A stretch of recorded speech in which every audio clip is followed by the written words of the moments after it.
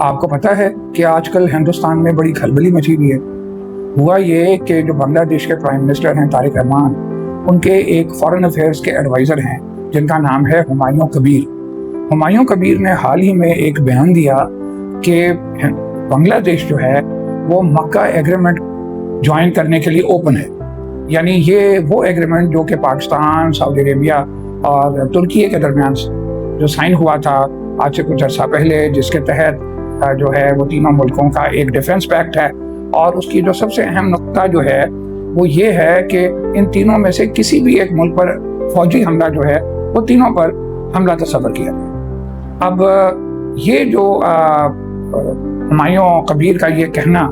کہ ہم اوپن ہیں، اس کا اصل میں مطلب یہ ہے کہ اگر ان کو دعوت دی گئی یا دعوت دی جائے تو وہ اس ایگریمنٹ کا حصہ بننا چاہیں گے۔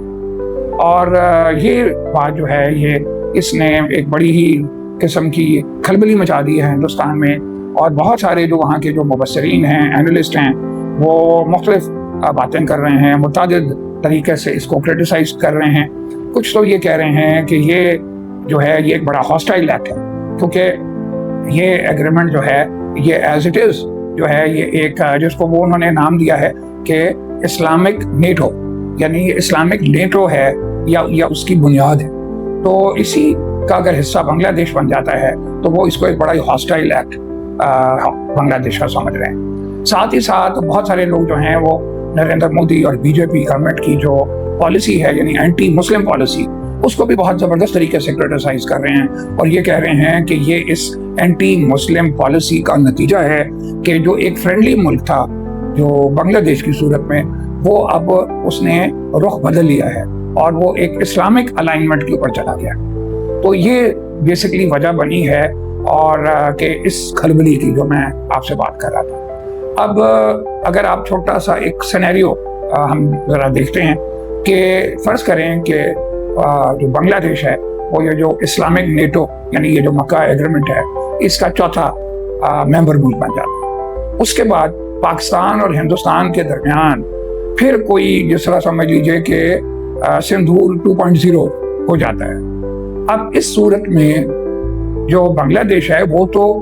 پابند ہوگا پاکستان، سعودیہ اور ترکی کے ساتھ اس ایگریمنٹ کے تحت کہ وہ پاکستان کا ساتھ ہے۔ تو ایک ہاسٹائل ملک ہندوستان کا جو ہے وہ اس کے ویسٹرن بارڈرز پر ہے، ایک جو ناردرن بارڈرز پر جو ہے وہ چائنا ہے، اور ایسٹرن بارڈرز پر اب جو ہے وہ ایک اور ہاسٹائل ملک آ جائے گا بنگلہ دیش کی صورت میں۔ تو یہ جو چیز ہے یہ ان کو ایک قسم کے نائٹ میئرز دے رہی ہے، اور یہ بڑی ہی انٹرسٹنگ سچویشن ہے ہمارے لیے۔ تو آگے چل کے کیا ہوتا ہے یہ دیکھتے ہیں، بٹ آپ اس بارے میں کیا رائے رکھتے ہیں اس کا ضرور اظہار کریں نیچے دیے ہوئے کامنٹ۔